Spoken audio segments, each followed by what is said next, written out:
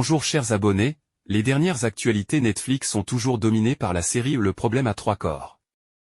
Pour ce faire nous allons nous entretenir en premier sur le casque de réalité virtuelle et second lieu sur le conflit diplomatique que cache cette série Netflix. Le casque de réalité virtuelle de la série Le problème à trois corps est en précommande et suscite beaucoup d'enthousiasme chez les fans. Mais est-ce une réalité ou une intox? La réponse n'est pas claire. Il n'y a pas eu de communication officielle de la part des producteurs de la série concernant la commercialisation d'un tel produit.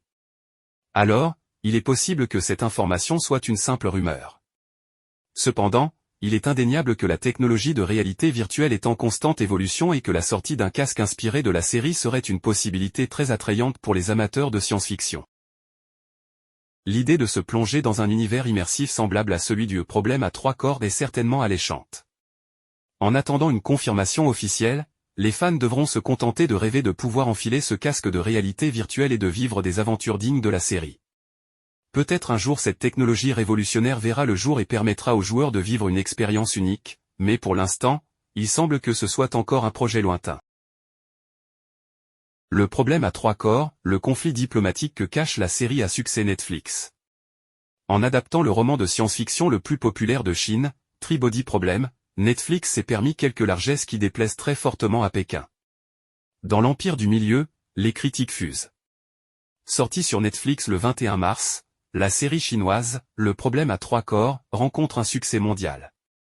Dans un précédent article, nous vous racontions l'histoire tragique qui derrière cette nouvelle série à succès. Mais ce triomphe cache également un énième conflit entre la Chine et les États-Unis. Nos confrères de France Inter vont jusqu'à assurer que cette série de Netflix relance la guerre froide avec Pékin. À l'origine, Le problème à trois corps est un best-seller chinois de science-fiction. Il a été salué partout à travers le monde, Barack Obama en ayant même fait l'éloge en 2015.